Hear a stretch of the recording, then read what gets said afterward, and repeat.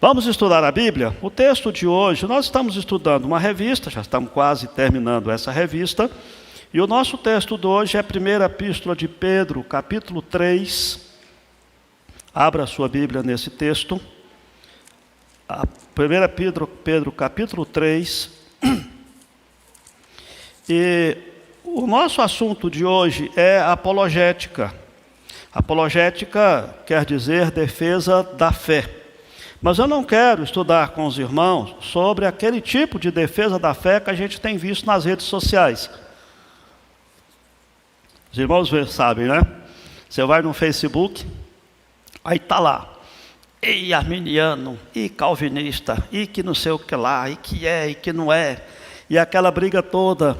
São discussões, às vezes, nas redes sociais, que não levam a nada, que não resolvem nada, que promove um desserviço ao Evangelho a partir do momento que as pessoas começam a ter um tipo de debate não para mostrar a verdade bíblica, mas para mostrar que elas estão certas naquilo que elas creem.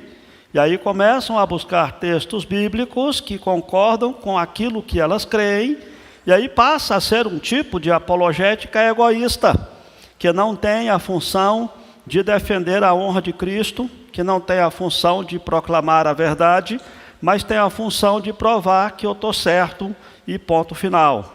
Né? Acaba se tornando uma apologética muito centrada, uma defesa da fé muito centrada no egoísmo de quem está defendendo. E não é isso que eu quero estudar com você hoje. Por isso, vamos ver aqui 1 Pedro capítulo 3, versos 13 até o verso 17. Todos acharam aí? Eu vou ler o texto, você acompanha aí na sua Bíblia, os irmãos que estão em casa também acompanhem aí a leitura da palavra.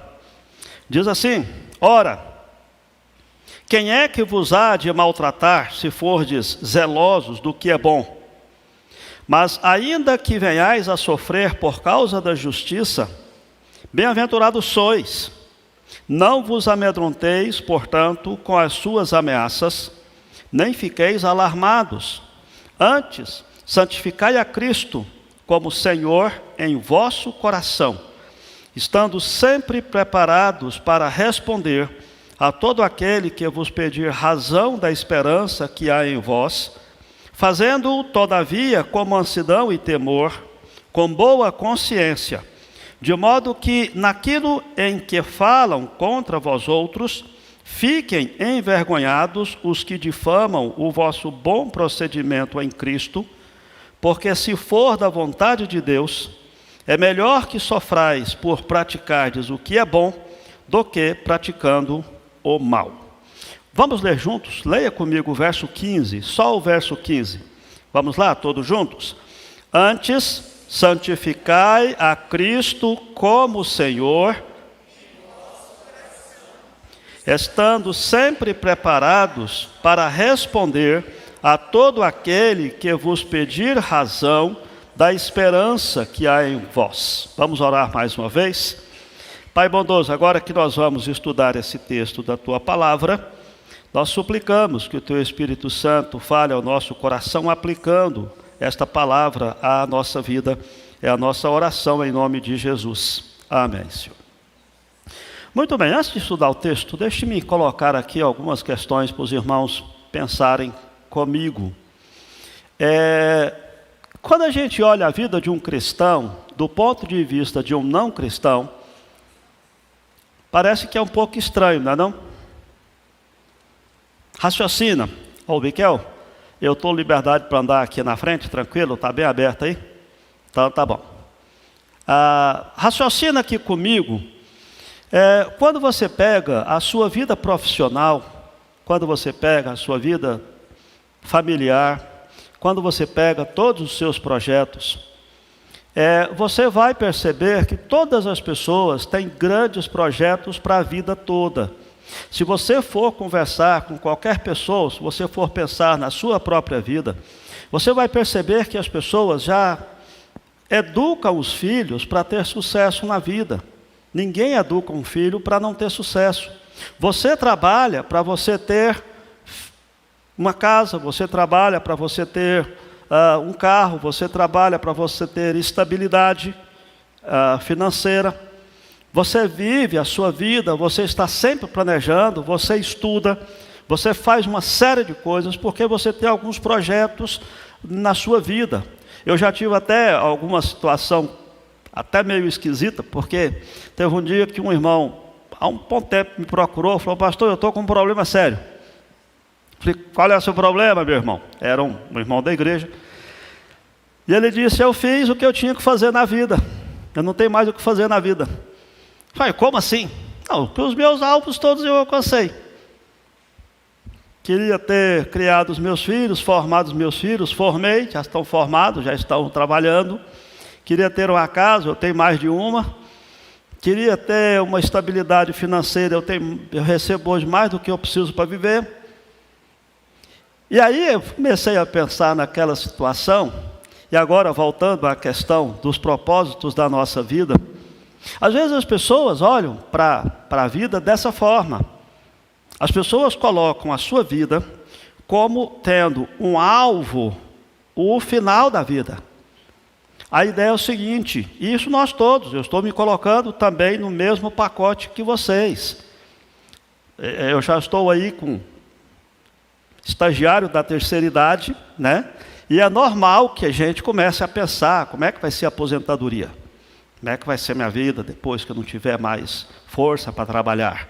Né? Que tipo de coisa eu vou fazer? Então a gente sempre tem essa situação como sendo um propósito na nossa vida, e via de regra, nós colocamos um limite na nossa vida, a nossa velhice. E a gente vive em função disso. Agora, voltando à questão que eu disse, que a vida do crente ela é esquisita para quem não é crente. Quando um camarada, ele tem, às vezes, sucesso na vida, ele trabalha muito, ele se desgasta, ele se desdobra, e de repente ele é alcançado pela graça de Deus. De repente ele tem o coração quebrantado pelo Evangelho. Ele passa a ser mal visto pelas pessoas. Por quê? Porque ele parece ser que é doido.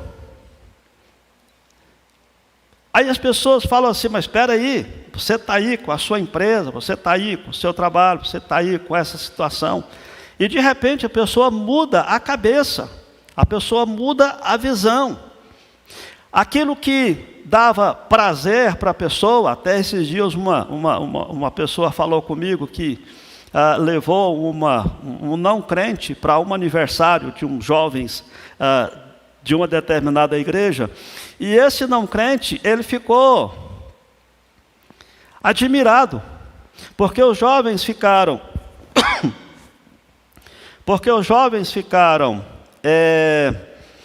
umas 5, 6 horas, das 8 da noite até 2 da manhã, né? Eles ficaram o tempo todo conversando, sorrindo, alegres, felizes da vida, sem música, sem bebida, sem aquilo que se sustenta uma festa de um não crente, né? E aí, quando a gente vê um não crente dando um testemunho desse, é aquilo que eu disse, que eles não entendem como é que pode. E às vezes o crente ele é mal visto dessa forma, porque ele não participa de algumas coisas que acontecem.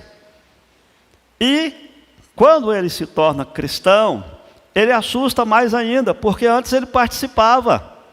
Lá na empresa, lá na escola, ele participava das farras, participava das coisas, até não vou nem dizer farras ilícitas, até mesmo das brincadeiras lícitas, vamos assim dizer. E às vezes ele muda o comportamento, porque ele muda a visão. Preste atenção. Você precisa de vez em quando olhar para você mesmo com o olhar de um não crente. Porque às vezes a sua vida é meio absurda para ele. Ele não consegue entender como é que você tem essa perspectiva. E outra nuance, vamos dizer assim, dessa questão, é o fato, irmãos, de que nós podemos estar com a perspectiva errada. Mas daqui a pouco eu chego. Vamos voltar para o texto agora. Vamos pensar aqui, né?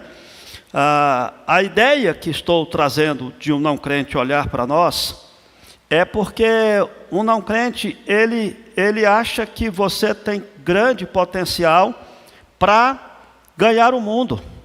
E você não ganha o mundo. E você abre mão de um monte de coisa. Eu me lembro quando eu fui para o seminário, tinha um amigo meu que ficou assustado e ficou escandalizado, né? E a palavra dele foi exatamente essa. Foi, cara, mas você vai para o seminário, você vai ser pastor, com tanto futuro que você tem pela frente, você não tem juízo, você perdeu o juízo, né? Como é que você larga o curso que você está fazendo? Como é que você larga a sua perspectiva profissional para ser pastor? E as pessoas olham para você e pensam da mesma forma. Aí vem aquilo que a gente percebe do que Pedro está trazendo aqui para nós. Então vamos voltar para o texto. Depois eu quero voltar nessa questão aqui. Antes de tudo, vamos lembrar de que Pedro, essa primeira carta de Pedro, ela foi escrita para nós. Olha aí na sua Bíblia, capítulo 1, versículo 1, os destinatários dessa carta. Ele diz assim: Pedro, apóstolo de Jesus Cristo, aos eleitos que são forasteiros da dispersão. Essa palavra dispersão está com um D maiúsculo. A pergunta que fica é: a que Pedro está se referindo, afinal de contas? O que é dispersão? Vamos lá? Alguém dá uma sugestão aí? O que é dispersão, minha gente?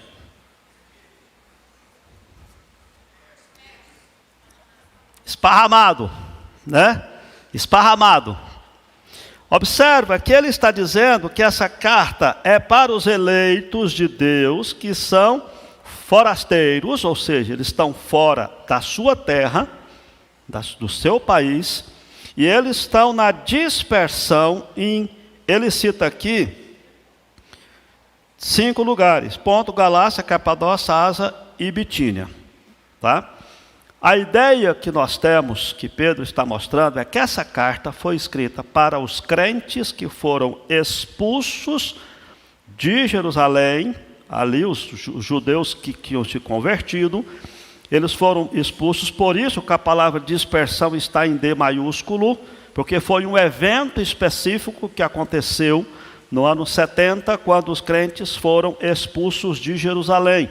Você tem isso lá no livro de Atos. Não vamos para lá agora, que o nosso tempo não permite.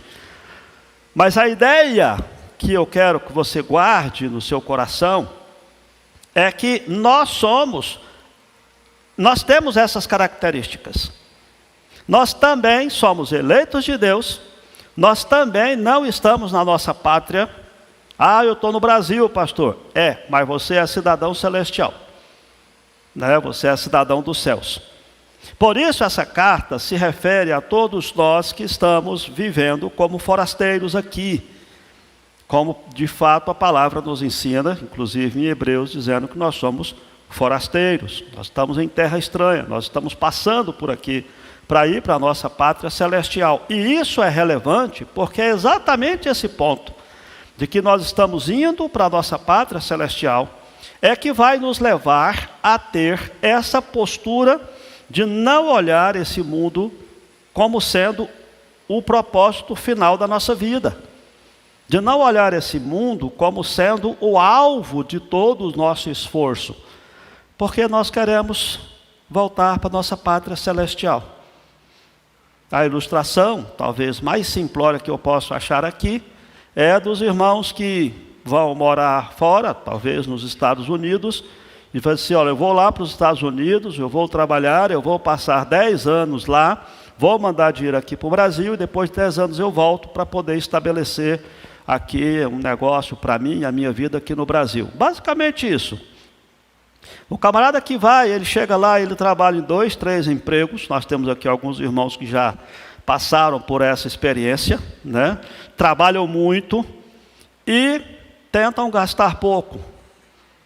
tentam economizar, porque o propósito deles é, daqui 10 anos, voltar para o Brasil e ter uma vida melhor aqui. Então, o foco da vida deles lá é aqui, não é lá. Eles não estão lá para viver bem lá. Eles estão lá para trabalhar e depois viver bem aqui. E essa é mais ou menos a ideia da vida cristã. Nós estamos aqui, mas nós estamos investindo, pensando na nossa pátria celestial.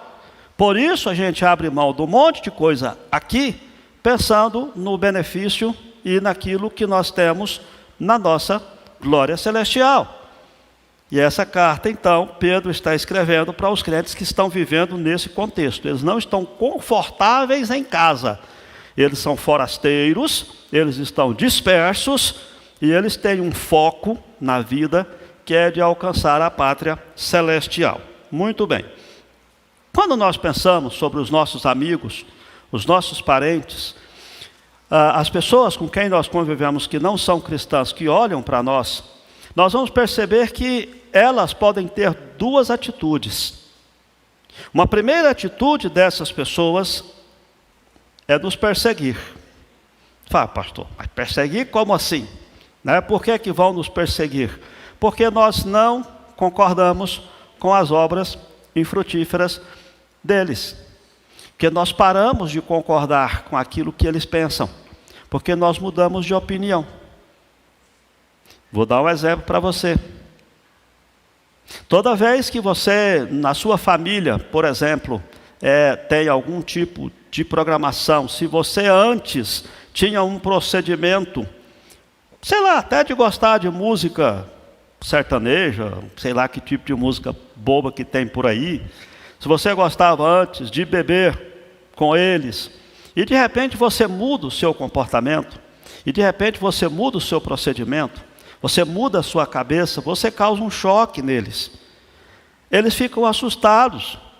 Lá no seu trabalho, né, os seus colegas de trabalho de igual forma. Se você tinha um procedimento de ser alguém normal e de repente você passa a ter um comportamento mais quieto, você não participa, isso faz com que eles fiquem assustados com você.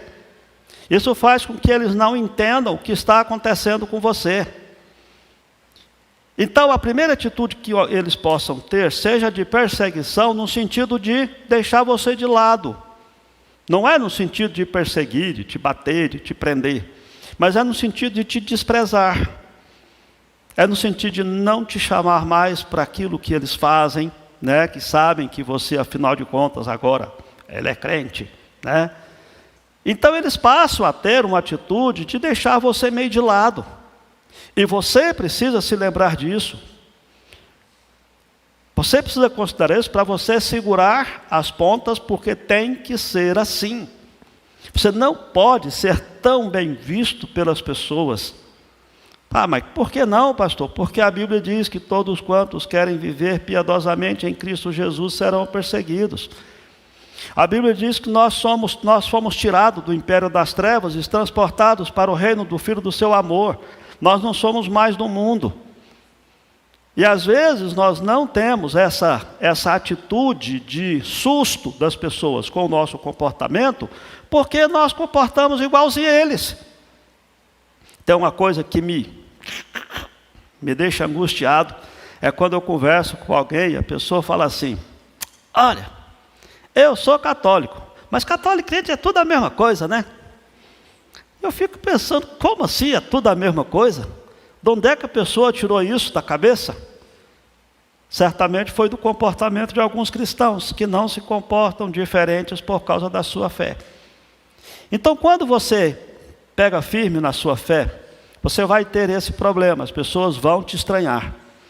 As pessoas vão achar você uma pessoa estranha, porque você precisa ser um estranho. Volto a dizer que a palavra estranho não é você ser uma pessoa aberrante, né? Uma coisa assim, uma aberração, aliás. É você ser um estranho no sentido de você ser um estrangeiro. E nós somos um estrangeiro. Nós estamos aqui, mas não somos daqui. A nossa pátria está nos céus. Os nossos valores maiores são os de lá, não os de cá. É por isso que quando a gente tem essa atitude, esse comportamento, a gente causa estranheza nas pessoas. As pessoas falam, mas por que, né? Que você não faz isso também? Não. E as pessoas começam a te desprezar, deixar de lado e tudo mais. Essa é uma primeira atitude que as pessoas têm. A segunda atitude é uma atitude de curiosidade. E aí entra o que Pedro está dizendo aqui. As duas atitudes. Perseguição, no sentido sinônimo de deixar você de lado, gelar você, não participar, deixar você participar de um monte de coisa. E a outra atitude é uma curiosidade, vamos chamar aqui, salutar e santa. Por que é que você faz isso? Então, quando Pedro traz aqui, ele começa falando quem é que vai maltratar se você for zeloso do que é bom. Essa é uma pergunta retórica. Ele não está esperando responder porque é o óbvio. Ninguém vai te maltratar se você for zeloso do que é bom. Só que ele levanta a possibilidade. Ele diz, ainda que venhais a sofrer por causa da justiça, vocês são bem-aventurados. Por quê, irmãos? Porque mesmo que você faça tudo certo, mesmo que você faça tudo certinho, as pessoas vão te maltratar. Às vezes porque está fazendo tudo certo. E elas fazem errado.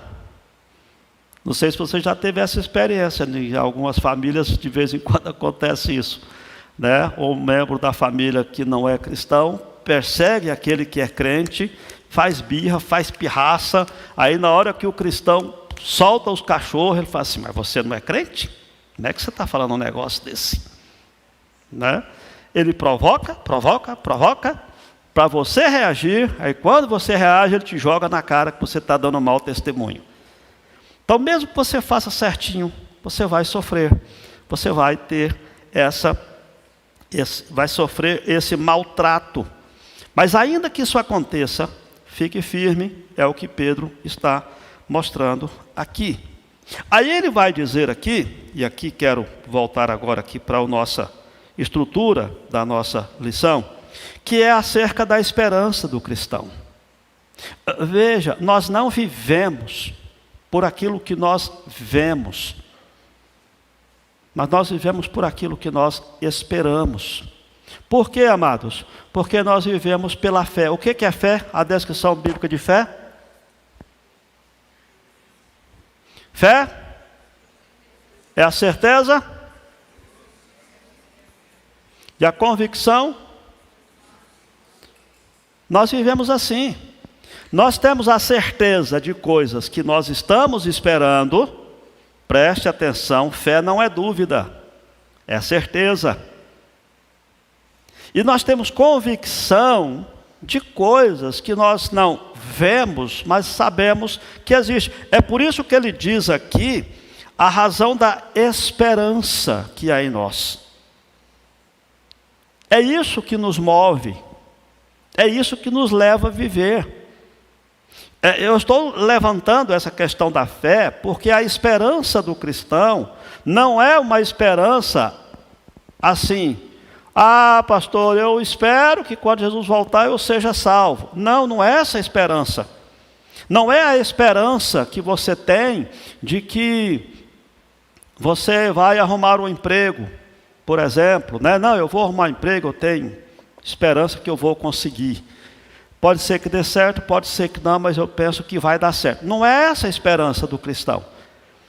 É por isso que nós voltamos agora para essa questão da esperança, e aí eu quero agora voltar para pensar nessa esperança, antes de falar acerca da resposta que nós temos que dar àqueles que nos pedir. Primeiramente, a Bíblia nos ensina de que a nossa esperança, a esperança que é em nós, é uma esperança gloriosa.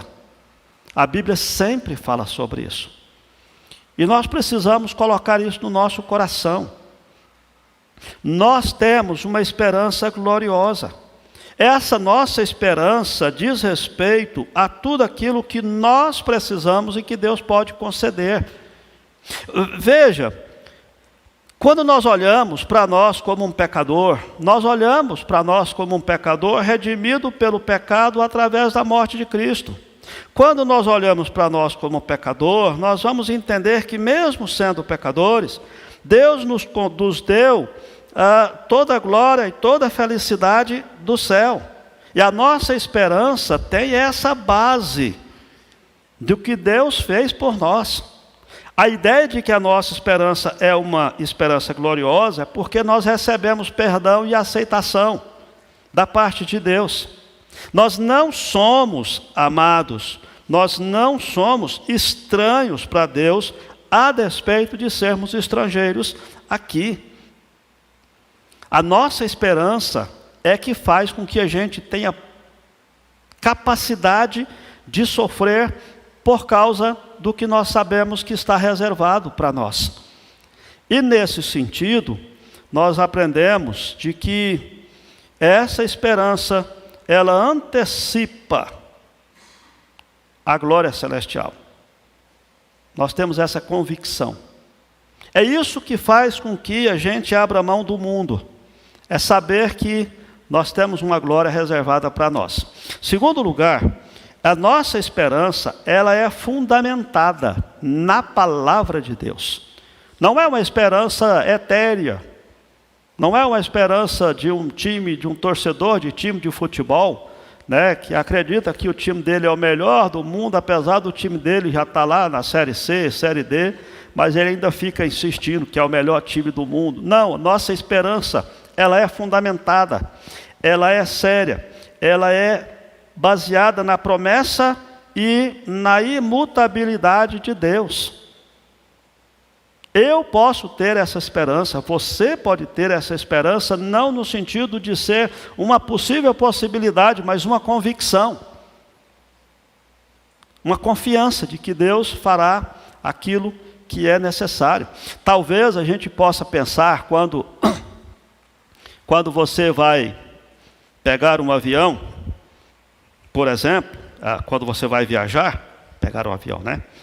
Quando você vai viajar, muita gente tem medo, né, de voar, mas as pessoas normalmente sentam lá naquela poltrona do avião e confia que o piloto do avião é um camarada treinado, qualificado, que a aeronave é boa, está revisada e ele vai tranquilo.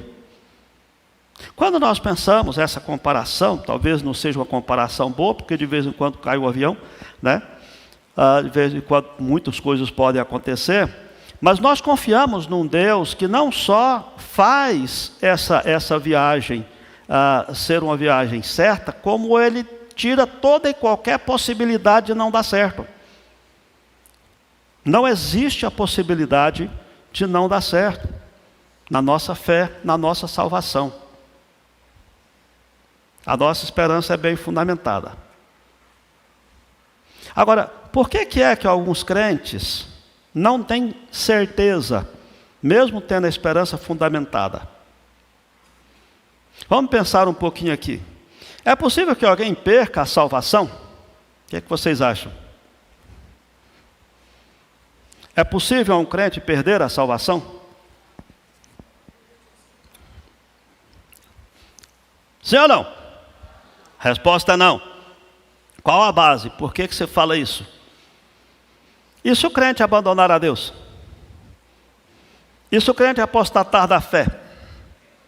E se ele sair da igreja?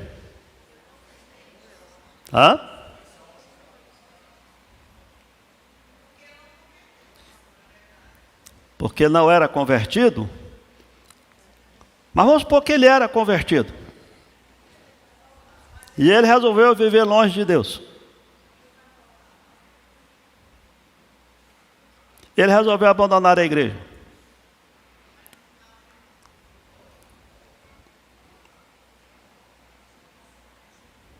Ele não perde a salvação?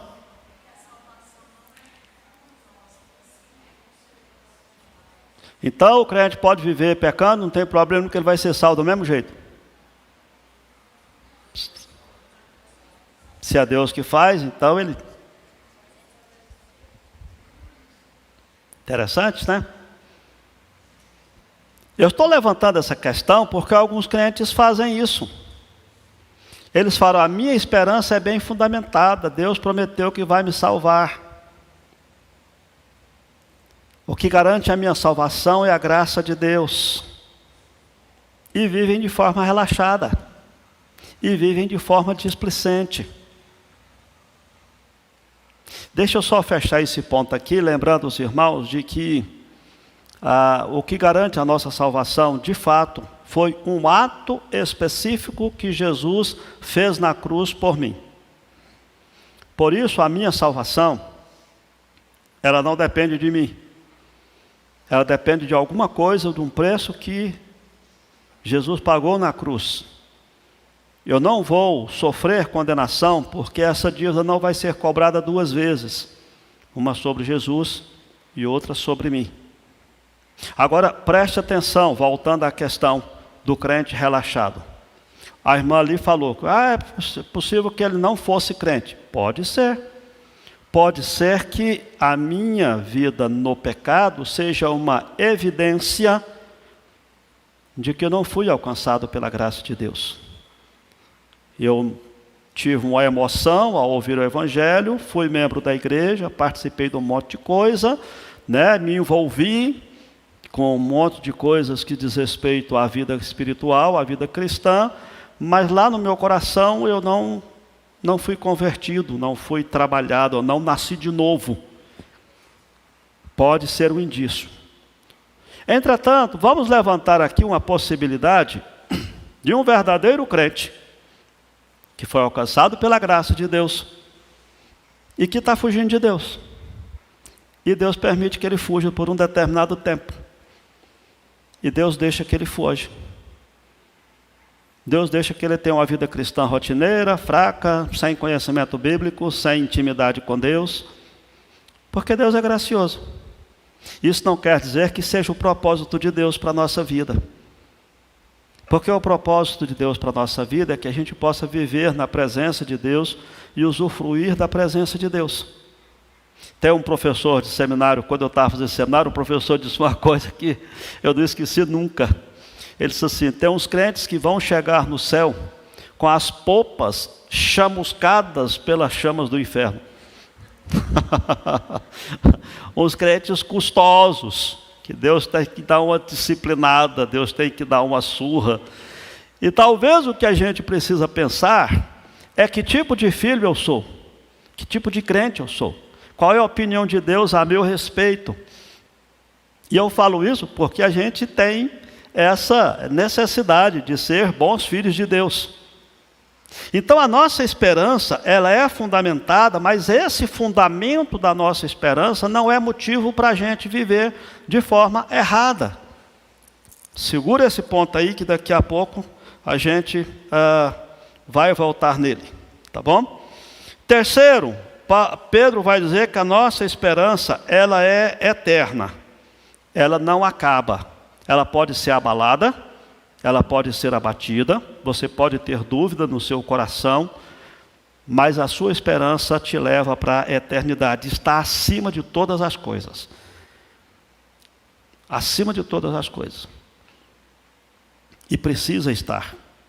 Guarde no seu coração de que todas as coisas aqui da terra, inclusive os sofrimentos que você passa aqui, não podem ser consideradas com a glória que está reservada para nós no porvir, como Paulo ensina. Todo o sucesso que você possa ter aqui da mesma forma. Lembra-se da parábola daquele homem louco, Ele teve riquezas, guardou tudo, disse, agora eu estou bem, vou viver tranquilo o resto da vida. Jesus diz, você é um louco, porque hoje mesmo vão pedir conta da sua alma. O que vai ficar esse trem tudo aí? Para que vai servir isso? Qual é o foco da sua vida? Então, quando a gente olha dessa forma, a gente precisa lembrar de que nós não podemos desprezar essa esperança, porque é ela que nos move. Agora eu quero voltar à questão do crente relaxado. Vamos dizer assim, aquele que tem essa esperança firme. Ele dizia, é Jesus que me salvou, por isso eu estou tranquilo, eu sei que eu vou ser salvo, posso viver do jeito que eu te quiser. Pedro diz, não. Pedro vai dizer no verso 15, ele diz assim, antes, santificai a Cristo como Senhor. O que é a palavra santificar? Separar. Você está gripado, lá na sua casa, você reúne a família e diz, olha, eu estou gripado. Eu vou pegar esse copo e eu vou separar esse copo para mim. Só eu vou beber água nele, vocês não usem esse copo. Esse copo está separado para mim. A ideia da santificação é essa separação, é exclusividade. Agora deixa eu fazer uma pergunta para você. Por que ele está falando para você santificar a Cristo como Senhor? Não é você que tem que ser santificado? Perceberam? Ele disse, antes santificai a Cristo como Senhor. Por que ele não fala, vocês têm que se santificar, se separar para Cristo? Ele diz, você tem que separar a Cristo. Por quê? Dá para entender aí? Por que ele diz santificai a Cristo e não santificai você? Oi?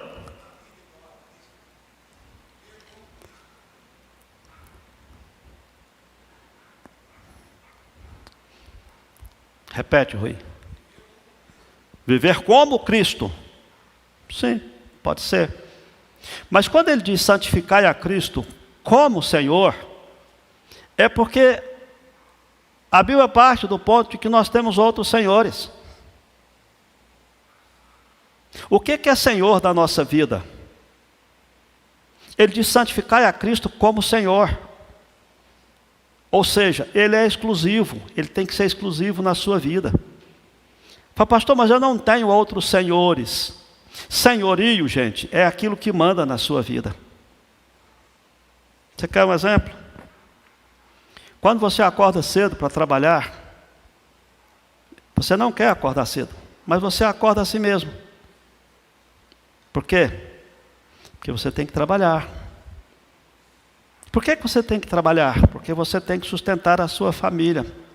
Percebam que você é dominado por um Senhor que faz com que você se move e tenha esforço para levar a vida adiante. Você tem outro Senhor. O dinheiro se torna o Senhor da nossa vida quando ele se torna o propósito principal da nossa vida. A família se torna um Senhor. Os nossos filhos, gente. Por mais que possam ser lindinho, bonitinho, fofinho, gostosinho, pode se tornar um Senhor quando a gente vive só em função deles. Quando diz santificar a Cristo como Senhor, ele diz, coloque, lembre-se que na sua vida Jesus é o único Senhor. Separa, mostra, põe Ele como sendo o Senhor absoluto da sua vida. Porque se você fizer isso, as outras coisas vão estar em segundo lugar.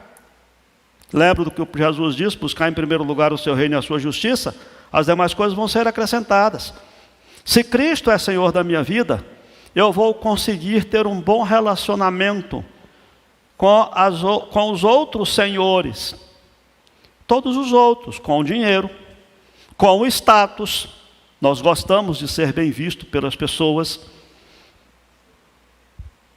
A prova disso é os 300.000 selfies que as pessoas postam no Facebook, né?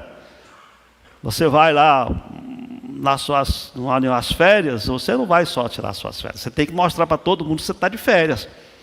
Você vai na piscina, você tem que mostrar para todo mundo que você está na piscina. Você comprou, você tem que mostrar. Por quê? Porque você gosta que as pessoas te vejam com bons olhos. Você gosta de ser bem visto. Não estou dizendo que você é uma pessoa fútil, eu estou dizendo que o nosso coração é fútil. Naturalmente. Mas quando Jesus é o meu Senhor, eu consigo equilibrar essas coisas. Eu consigo buscar os recursos para o sustento da minha família, sem fazer disso um Senhor da minha vida. Eu consigo administrar aquela necessidade que eu tenho de status, eu consigo equilibrar isso num ponto em que Jesus seja glorificado acima de todas as coisas, até de mim mesmo. E assim sucessivamente, os meus próprios filhos, a minha família. Quando Jesus, eu santifico a Cristo como Senhor na minha vida, eu consigo ter um melhor relacionamento com os meus filhos, porque eu não vou colocá-los acima de Deus na minha vida. Por mais que eu os ame, por mais que eu acho que seja alguém apaixonado pelos filhos, eu consigo equilibrar as coisas, porque Jesus é o meu Senhor. Agora preste atenção. Há aqui um ponto de equilíbrio que a gente precisa achar. Porque ele diz que nós precisamos fazer isso, não é na nossa mente, é no nosso coração.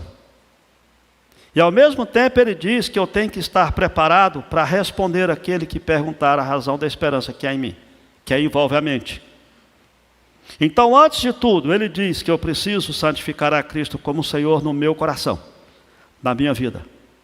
Independente do que você pense, se eu fosse abrir um parlamento aqui sobre teologia, tem aqui o pastor Walter, tem aqui o pastor Rubens, tem aqui os presbíteros, tem aqui umas irmãs que conhecem de Bíblia mais do que os pastores dessa igreja, tem aqui um monte de gente que tem posicionamentos teológicos. Eu sei que a gente ia ter um alto debate aqui se nós fôssemos falar sobre escatologia, se nós fôssemos falar sobre arminianismo, se nós fôssemos falar sobre perder salvação ou não, se a gente fosse estudar acerca do Espírito Santo, se existe língua estranha ou não, se tem os dons são contemporâneos ou não. A gente ia ter um debate altamente teológico aqui, tem certeza? Mas isso poderia estar sendo apenas teoria, mente e não coração. É por isso que ele diz: santifica a Cristo no seu coração como seu Senhor. Independente de você concordar comigo ou não acerca de um monte de coisa teológica, uma coisa nós precisamos ter um coração quebrantado sobre o senhorio de Cristo. Porque a partir desse momento, até esses debates teológicos serão submetidos ao senhorio de Cristo. Eu sei que se eu for conversar aqui com os pastores que estão, é possível que a gente vá divergir de algumas questões aqui. É possível que eles não vão concordar comigo e alguns irmãos possam pensar: não, pastor, mas eu acho que aquele texto bíblico assim, não é isso aí que o senhor está dizendo. Mas se o nosso coração estiver debaixo do senhorio de Cristo, nada disso vai nos dividir, nada disso vai nos separar. Pelo contrário, isso vai nos fazer respeitar uns aos outros e a cuidar uns aos outros. É por isso que nós precisamos separar a Cristo como Senhor no nosso coração. Eu preciso amar a Jesus acima de todas as coisas. Não é uma questão de apenas conhecer a Bíblia. Conhecer a Bíblia é necessário, como Pedro mesmo diz aqui nesse texto. Mas amor no coração. Eu amo a Jesus. Eu separo, eu consagro Jesus como o meu Senhor no meu coração, sobre a minha vida. Mas pastor, de aquele negócio que a Bíblia fala, de que os mortos vão se levantar primeiro, e negócio da volta de Jesus, aquele trem que a gente está estudando em Apocalipse e tal. Calma, irmãos, comece amando a Jesus acima de todas as coisas. Comece tendo um coração que ame ao Senhor. Comece por aí. Que Deus vai lhe dar o entendimento. Deus vai lhe dar o ponto certo de você estudar teologia. É por isso que de vez em quando eu critico, eu não concordo com alguns debates teológicos que eu vejo por aí. Às vezes, gente que converteu há pouco tempo e leu lá algumas obras de Calvino, e mas Calvino, aí começa a fazer altos debates na internet, lá no Facebook, e aí vai lá 200 respostas, e um critica o outro, e o outro critica o outro, tal. Comece amando a Jesus sobre todas as coisas. Fazer teologia tem que começar pelo senhorio de Cristo no nosso coração. Sempre. Nós precisamos separar, santificar a Cristo como Senhor no nosso coração. Mas não é só isso, aí vem o outro lado da moeda. A nossa fé, a nossa esperança, ela é uma esperança gloriosa, fundamentada e eterna. Mas ela é uma esperança que precisa ser defendida, que é o que Pedro está dizendo aqui. Primeiro, com franqueza e fidelidade. Preste atenção. Pedro diz assim: se vocês fizerem só o que é bom, se vocês viverem bem, se vocês forem honestos, se vocês forem sinceros, se vocês fizerem só o que é certo, se vocês não concordar com o mal, quem é que vai maltratar vocês? Mas ainda que alguém maltrate você por ser crente, por ser certo, por ser correto, vocês são bem-aventurados, porque vocês estão sofrendo pelo que é bom. Agora, não fiquem com medo de sofrer, que é o que ele está dizendo no verso 14. Separem, santifiquem, coloquem Jesus como Senhor absoluto no coração de vocês e estejam prontos para responder àquele que pedir a razão da esperança que há em vós. Agora entra a parte de você defender a sua fé. Esteja pronto. Perceba que aqui se supõe de que alguém perguntou. Ele está dizendo, esteja pronto para responder. Ora, responder é quando alguém pergunta. Isso quer dizer que você vai, com a sua vida, você vai provocar as pessoas. Quando você vive uma vida cristã, quando você vive o Evangelho, é o que eu disse, ou as pessoas vão te desprezar, ou elas vão perguntar, por que você vive assim? Por que você faz assim? Por que você não vai com a gente para tal lugar? Por que você não se dispõe a fazer tal coisa? Se você for diferente, as pessoas vão ver a diferença. E aí vem aquilo que Pedro está dizendo aqui, de que haverá alguém que vai perguntar, alguém que vai questionar. Aí você tem que estar disposto, vocês têm que estar preparados para responder. Então, ame a Jesus acima de tudo e esteja disposto a explicar isso para as pessoas, porque elas vão perguntar. E você tem que ter resposta. Agora, perceba, quando alguém pergunta uma razão do porquê que nós vivemos assim, porquê que nós somos assim, nós devemos ter a satisfação e a alegria de dar uma resposta plausível.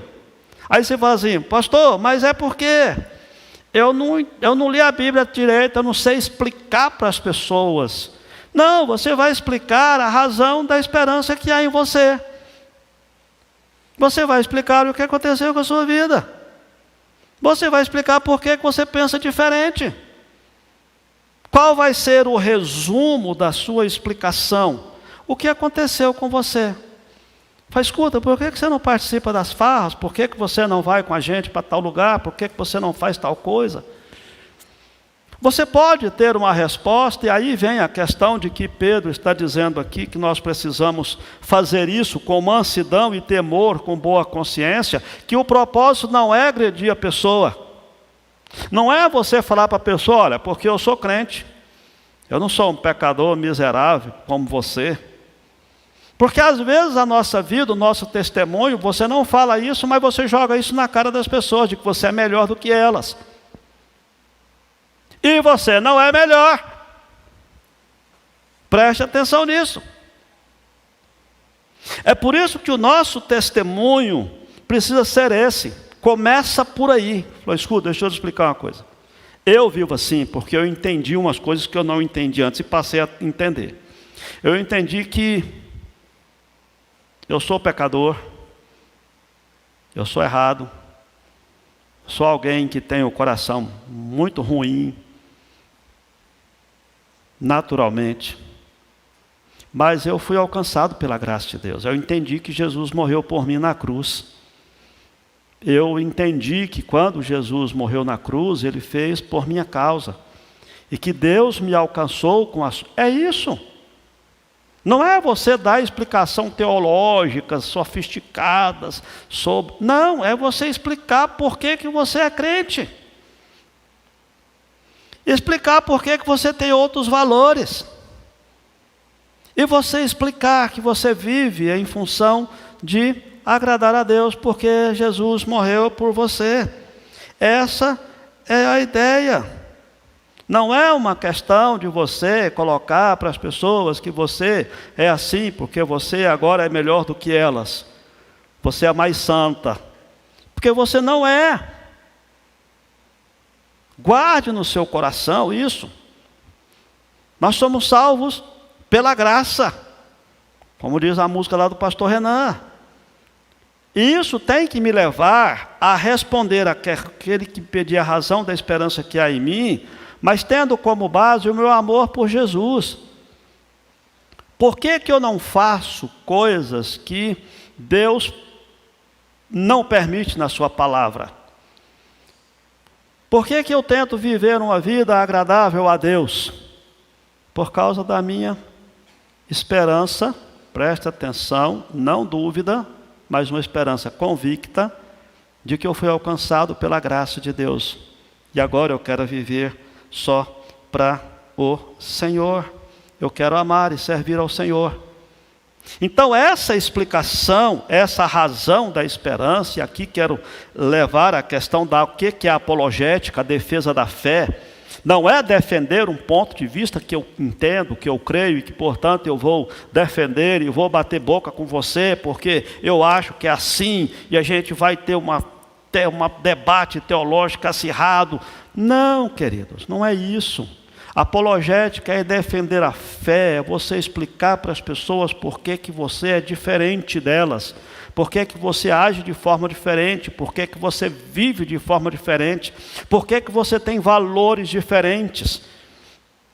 Porquanto Deus transformou a sua visão, Deus mudou a sua perspectiva, a sua forma de ver a vida. É por isso que a nossa fé tem que ser declarada, defendida dessa forma. E também, como ele diz no verso 16, com mansidão e temor, com boa consciência. Não é uma questão que eu vou falar para agredir as pessoas e para vencer o argumento do outro. Não é isso que eu quero. Você sabe por quê, querido? Porque se o outro quiser viver uma vida longe de Deus, isso é problema dele. Ele tem direito de viver longe de Deus? Tem e vai, até o dia que Deus alcançar o coração dele. Agora, eu preciso responder direito, porque a forma como Deus vai alcançar o coração dele, qual é? A nossa palavra, a minha resposta. Ao falar por que eu sou diferente, ao explicar por que eu penso diferente, é que o Espírito Santo vai usar essa palavra para convencer o outro. Não é por força nem por violência. Não é porque eu sou mais teólogo do que o outro, que eu vou explicar o outro vai ficar calado porque não teve argumento. Talvez até eu esteja fechando a porta do Evangelho se eu tiver uma atitude assim com alguém. Mas aí a necessidade que nós temos de fazer com que essa explicação seja falar a verdade em amor. Em amor. É explicar para a pessoa, a fim de levá-la a ter a mesma vida que eu tenho também. A fim de que a minha explicação, a razão da esperança que há em mim, seja também algo que a pessoa passe a ter. O meu propósito é esse. Meu propósito não é explicar para as pessoas por que eu penso diferente, por que eu vivo diferente. E aí, quando isso acontecer, ele vai dizer no verso 16, dizendo, para que naquilo que falam contra vós outros, preste atenção nisso, ele disse, faça o bem, ninguém vai te perseguir, mas se você fizer o bem, ainda assim vão te perseguir de forma injusta e vão falar mal de você, vão falar contra você. Agora, separe a Cristo como Senhor no seu coração, responda para as pessoas a razão da esperança que há no seu coração, faça isso com temor e mansidão, para que eles fiquem envergonhados de falar contra você. Para que, naquilo que falam contra vós outros, fiquem envergonhados aqueles que difamam o vosso bom procedimento em Cristo.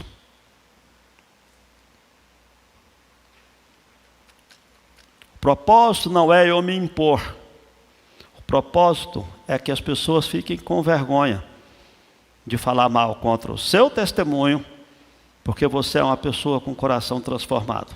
Aí você explica e você mostra. Algumas pessoas vão te odiar mais ainda se você fizer isso. Mas aí volta na questão de que você é bem-aventurado se você sofrer por amor à verdade, ao que é certo, ao que é correto. Mas outras pessoas vão baixar as guardas. Elas vão entender que você é alguém transformado. Que você é alguém que tem um comportamento diferente. Porque você tem um propósito na vida. Não é simplesmente porque você quer ser mais santo que os outros. Não é simplesmente porque você tem que calar os outros na marra, porque os outros vão ficar sem argumento. Não. É porque você ama Jesus e vive assim. Talvez aí, quero concluir, dizendo que existem 3 características que nós precisamos ter como cristãos. Primeiro, nós precisamos ser cristãos inteligentes. Pense, raciocine, tenha argumento. Não para debater teologia só. Pode até debater teologia, não tem problema nenhum. Mas para explicar por que você é crente. Por que você é cristão. Por que você pensa diferente. Por que você é diferente. Seja inteligente para explicar isso. Segundo, nós precisamos ser cristãos firmes. Não nos deixar abalar. Não nos deixar abater pela pressão do mundo. Porque o mundo vai fazer pressão. O diabo vai tentar desestimular você. Seus amigos vão tentar desestimular você. As pessoas vão tentar fazer você sair do seu ponto de segurança, de fidelidade a Deus, porque elas não gostam disso. Elas querem que você se torne cúmplice das obras infrutíferas das trevas que elas praticam. Daí você tem que ter firmeza para continuar consagrando a Jesus como Senhor no seu coração. E terceiro, nós precisamos ser cristãos humildes. Jamais levantar-nos com arrogância, porque afinal de contas eu sou crente, o outro não, eu sou salvo, o outro não. Não, queridos, seja humilde. Lembre-se que não fosse pela graça de Deus, você estaria na mesma situação do que está na sarjeta, do que está vivendo no pecado. Se você ficasse por conta do seu coração, se Deus não te desse graça, se não houvesse nada que impedisse você de fazer coisa errada, era exatamente coisa errada que você faria. E isso tem que trazer humildade para o nosso coração e dizer: eu não valo nada, eu não servo para nada, eu valo menos que uma cibalena vencida, mas Deus teve graça de mim. Deus foi gracioso, Deus me salvou por amor. E isso é que eu falo ser um crente humilde. É um crente que reconhece que foi salvo pela graça, que eu não fiz nada para merecer. Portanto, toda a honra pertence a Deus. E eu vou explicar isso para as pessoas. Isso é apologética. Isso é defesa da fé. Não é discutir teologia, bater boca, etc e tal, e vamos lá, porque eu entendo mais do que você, porque a teologia... Não. Comece defendendo a sua fé, explicando por que você é crente. Se você conseguir explicar isso para as pessoas de forma clara e bíblica, deixa que do resto Deus faz a obra. Que Deus abençoe sua vida. Você pense nesse texto, não para ter uma atitude de arrogância, mas para ter uma atitude de humildade. Eu sou salvo pela graça. Eu estava perdido e Deus me achou. E agora eu vou falar isso para todo mundo, porque é através de eu falar para todo mundo que Deus vai achar outros também, através da minha vida. Olá, que bom ter você por aqui. E aí, gostou do vídeo? Então não se esqueça de se inscrever no nosso canal, ativar o sininho para receber as notificações dos outros vídeos que virão, curtir esse vídeo e principalmente, é claro, compartilhar ele com as pessoas que você ama, para que elas também sejam edificadas e abençoadas por essa mensagem. Nos siga também nas outras redes sociais que estão aparecendo aí na sua tela, para você poder acompanhar melhor os nossos horários e as nossas programações. Tá bom? Que Deus abençoe sua vida e até o próximo vídeo.